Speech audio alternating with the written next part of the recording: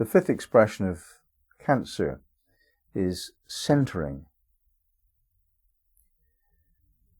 We're pushed and pulled by many forces in life, including community forces.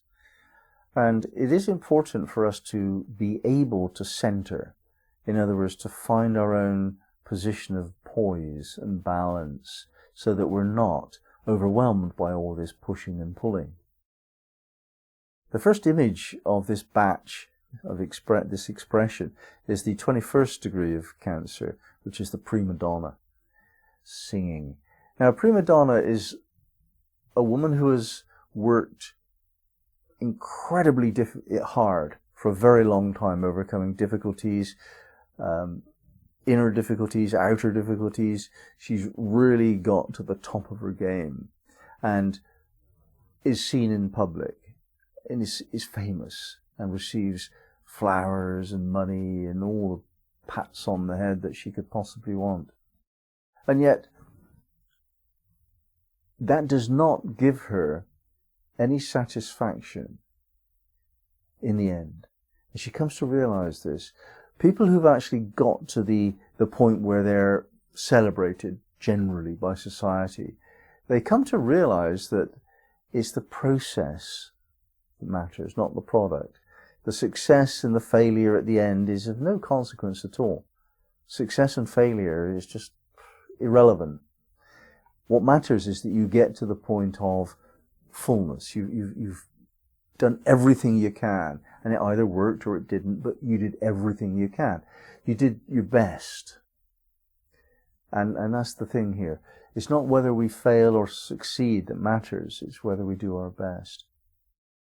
So, when we have that sense of not caring whether we fail or succeed in the eyes of society, this gives us a maturity of being that's beyond the normal. This centers us in a sense of deep inner satisfaction with self.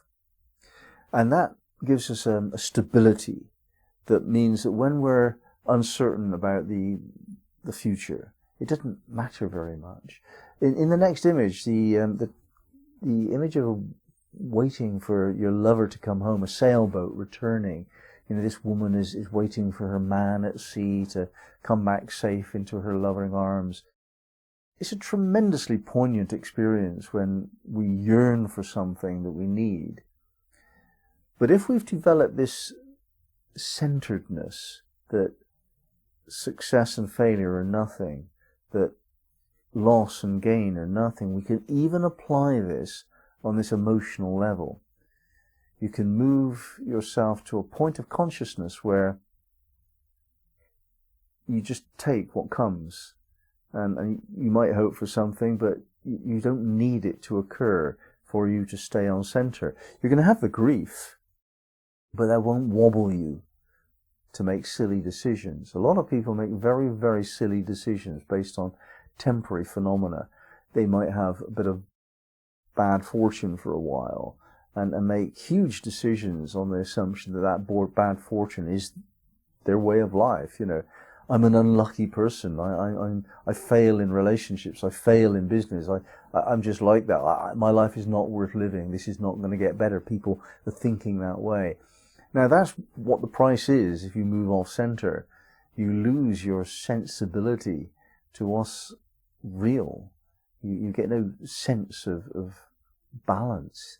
So with this centered sense, you can just ride the rough parts of life with reasonable poise. Now, the next image, 23, the meeting of the Literary Society, is really introducing the idea of something above everyday and ordinary events. Typically, people find a lover, get married or have babies, one way round or the other, get a career. They do a certain set. There's a set behavior that most people go through, and it's very simple, and it's pretty much universal. Most people do this. Really, very great majority of people do this pattern of life, and yet there's something else going on all the time. And this is indicated by this degree. And this is the existence of art, and music and poetry, and this more subtle, philosophical, spiritual side of life that's equally real, equally important, and equally powerful to the soul. And we're reminded of that. And we're reminded really that if we want to have a centered sense of self, that we need to awaken the soul's appetite for the softer, graceful arts and aspects of creative expression that are not linked to basic animal stuff like breeding, feeding, and nesting, which is what most people are limited by. So we're trying to develop this sense of the finer things in life in order to find our own center. The next image, 24, the woman with the two men sitting on the sunlit beach. This is about blending it all, just finding harmony. This is a very simple image, a few friends sunbathing a little bit, It's not much going on really, but what is going on is a sense of making the best of life, making the best of things, finding harmony where harmony is, not always pursuing difficult things, overcoming problems, development of greater qualities and skills and abilities, and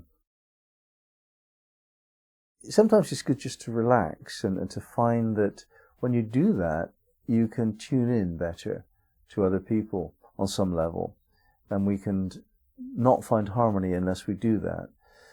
A lot of people are too busy to bother. Well, not so much to bother, but too busy to do it. And they effect their life. They're effective. They get things done. They get married. They raise the kids. They get the jobs. And that's what you do. Tick, tick, tick. Without forgetting this sense of why. Why'd you do all that? To make you happy. Well, okay, be happy then. And people forget that. So it's good to remember to actually claim what it is that you're doing all this for, and to enjoy it.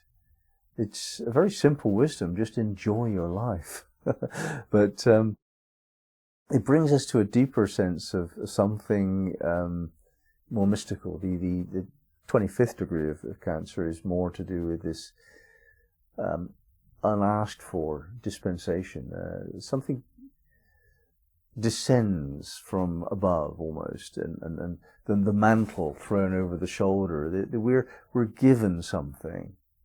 When we're on center, when we're aligned, we've got this kind of sense of the soul and the self and the physical body all in alignment. We're in good order. Then there's this descent of grace.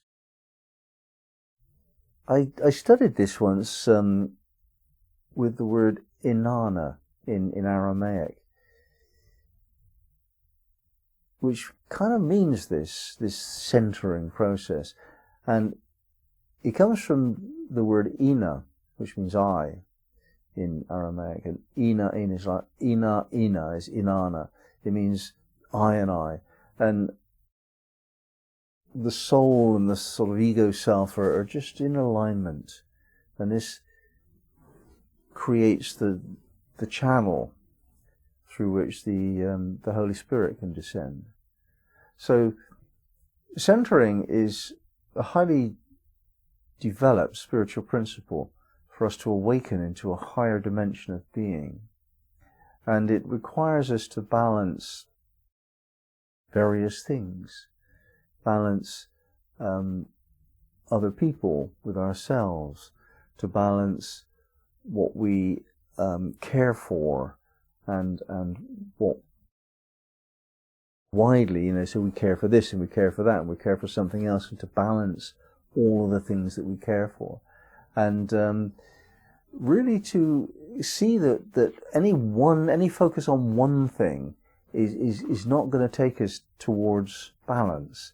We need to kind of focus on many things and not really care about which, the success or the failure, whether what we desire comes to us. Don't care too much about which. Just acknowledge that it's all good. That's that state of centeredness. It's all good. Then spiritual awareness flows through us, and we get to know mysteries then.